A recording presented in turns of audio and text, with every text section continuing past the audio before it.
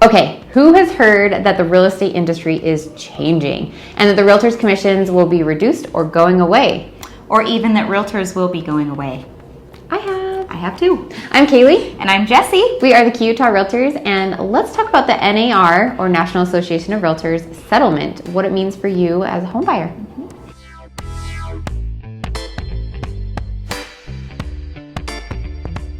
So here's the info you need to know first. What is NAR? NAR stands for the National Association of Realtors. It is the largest trade organization in the real estate industry. Real estate agents pay a membership fee every year to be a member of the organization, and in turn the organization offers educational classes, business resources, stats, data, political representation, as well as a code of ethics. NAR also acts as a secondary enforcement system for ethical business practices through the Code of Ethics. Now, it is important to note that NAR is not a federal or state law enforcement system. It's separate, a separate organization of realtors for supporting best practices and furthering the interest of realtors.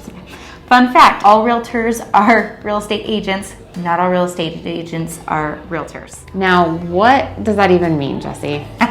Well, for example, here in Utah, where we are, our real estate agent license is issued by the Utah Division of Real Estate. They regulate real estate licenses for Utah realtors, mortgage loan originators, and appraisers. So I have a real estate sales agent license issued by the Utah Division of Real Estate. And I have an associate broker license issued by the Utah Division of Real Estate. Which means we have both attended real estate agent school and passed background checks, and that makes us real estate agents and an associate broker in Kaelee's case. And we are both members of the National Association of Realtors, which means we have paid dues and attended the required Code of Ethics classes to become realtors. We got to do that soon. It's true. So we are both real estate agents and realtors. So if a real estate agent is not a member of the National Association of Realtors, they are not a realtor. They are only real estate agents.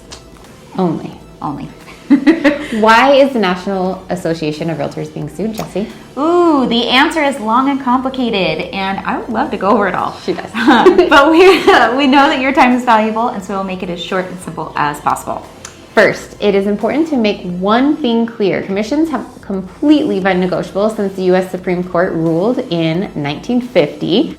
So it's been a while. Yeah. They ruled that the regional realtors boards could not set commission rates. Brokerages can set commission rates for their agents, and the agents can also set their own commission rates, but you're always free and able to negotiate that commission or work with an agent that charges less or even more for their services. Market forces over time, because that's the regular thing, have been put in place at our most commonly seen method of compensation for agents. Home sellers offer commission to a buyer's agent in hopes of enticing the buyer to purchase their home.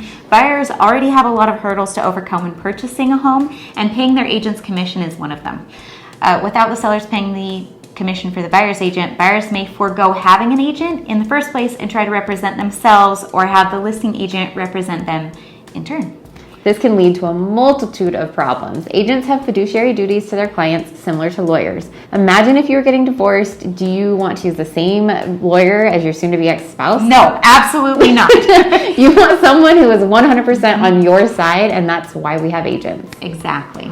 So from our perspective, there's been a mix of misunderstanding and miscommunication on the value and necessity of an agent in the real estate transaction and how we are paid. Over a really, really long time, too, yes. Not just a few years. Yeah, it's been a long time.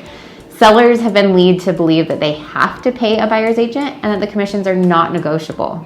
As I like to say, and Kaelee likes to say this too. Yeah, this is my favorite thing. Everything is negotiable, and they always have been. But that has not always been clear to sellers and buyers in the past. As realtors, we are bound by the agreements made by NAR in the settlement. As of the recording of this video today, the settlement isn't finalized. But here's what we can anticipate to take place. First off, agents and buyers are required to sign a written agreement prior to touring a home. This agreement must disclose the rate of compensation, which means our commissions, that your agent will receive.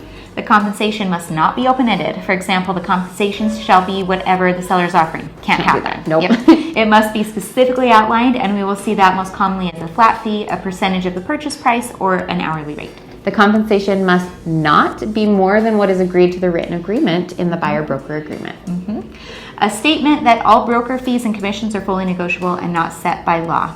The reason for that is because people didn't know. Yes. So now it's got to be in there so that we make sure you know. The written agreements apply to both in-person and live virtual tours. That's important to know. Sellers may offer to compensate your agent still. This practice is permitted, but the offer cannot be shared on the MLS multiple listing service. So MLSs are local marketplaces used by both buyer brokers and listing brokers to share information about properties for sale. Now for the big question, how does this affect our home buyers? Really, it narrows it down to two main changes. First, you'll need to sign a buyer broker agreement prior to having representation and touring properties. Second, all commissions are negotiable, and this may lead to you as a buyer needing to pay your agent's compensation. So stay tuned for next week's video on how the NAR settlement will affect you if you are already a homeowner or intend to sell a home in the years to come. We'll see you next week.